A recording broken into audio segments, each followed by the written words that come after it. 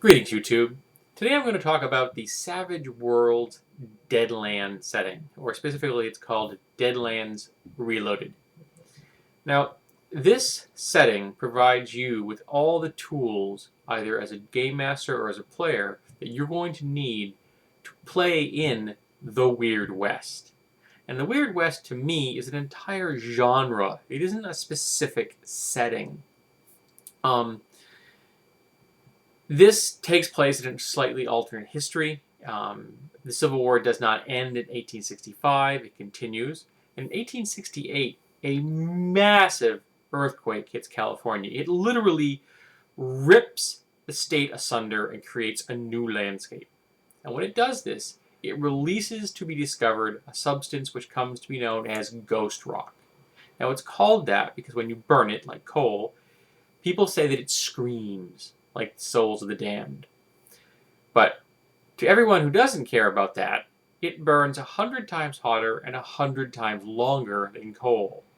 So, major boon for the energy biz. In addition, this substance can be processed and it can be used in chemical and biological manners to produce new materials, new steels, effects on people's bodies or on animals and things like that. And it literally cracks open the entire world of steampunk technology. In addition, this event seems to reawaken magic in the world. The implication is that magic's always been there, but on a very low level. And after this event, magic becomes much more prevalent. Since this is the Weird West, there is a good chunk of this book dedicated to playing the classic Western heroes. The gunfighters, the sharpshooters, this fast draw, with lots of information about different kinds of firearms and different edges and things that are all very appropriate to people that want to play very much, the OK Corral, High Noon, Tombstone. You get the idea. Any Western you've ever read about or seen in a film could be emulated with the tools that are included in this setting. They also have a nice change for the backgrounds of the Arcane Backgrounds. You have the shamans, which are the Native American shamans, and they have to take essentially limitations to practice the old ways. And when they do this, it allows them to use their spiritual powers to actually use the powers in the game. You also have martial artists, which is kung fu, because there are a lot of Chinese people in the Old West.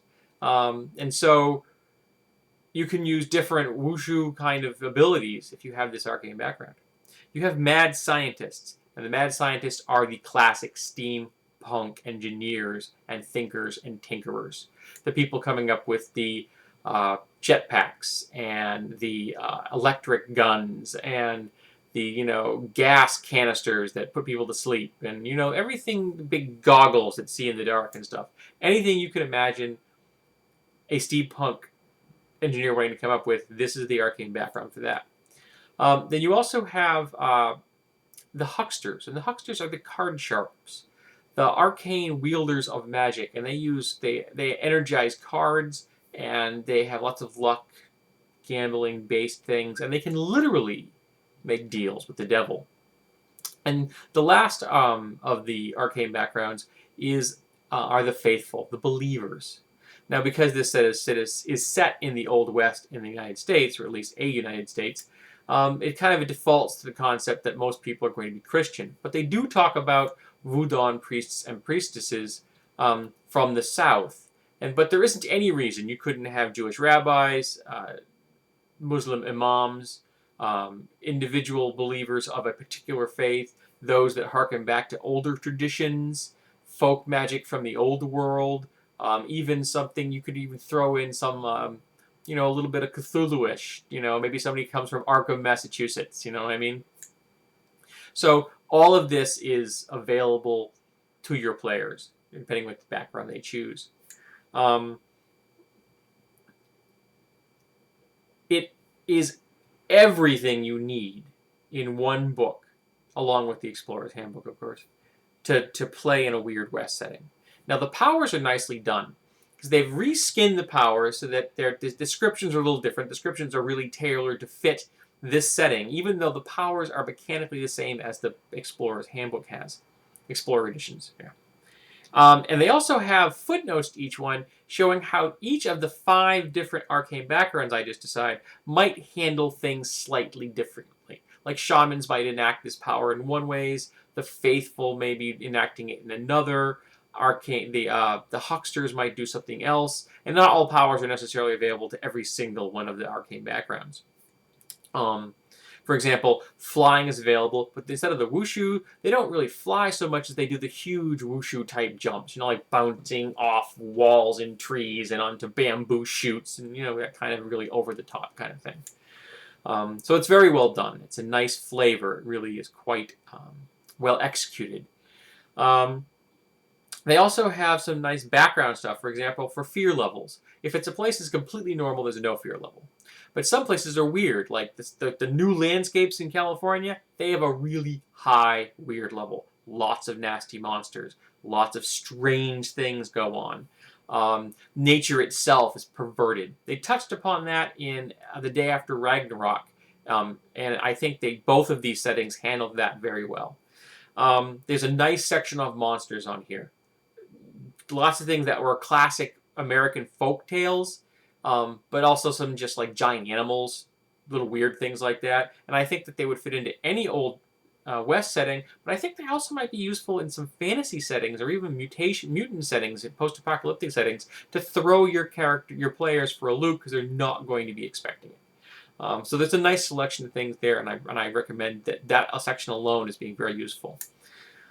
Now, you'll note I haven't talked about the background much. That's because I don't like it. Flat out. I'm going to cover why in another video, but let's just say that I don't like the Confederate States of America, and I don't like the fact that in the 1880s they still exist. I know why they exist. Creating the tension between the United States and the Confederate States of America creates interesting storylines to drive your game. I get that. I don't like the CSA. All right, so not going to talk about that here. I want to stay positive because I think this is an excellent product. Now, things you could do with this game. Wild Wild West. Not a problem. You want to ramp back on the magic and stuff, but you can still do it. Lots of steampunk. Briscoe County Jr. You could do this straight from the setting as Briscoe County Jr. Kung Fu. The David Carradine walking across America as the Kung Fu master. Great idea. Big Trouble in Little China. Absolutely perfect. Everything you need is in this game. Ghostbusters, an Old West version of Ghostbusters. League of Extraordinary Gentlemen. Everything you need is already included. And, of course, you could just do an original steampunk background. So, if any of these things interest you, I suggest you get your hands on a copy of Deadlands Reloaded. It's an excellent product. I think it's in the top 2 or 3 I've read. Still not as good as Day After Ragnarok. Nothing has beaten that yet. I'm going to be really surprised if anything does in the near future.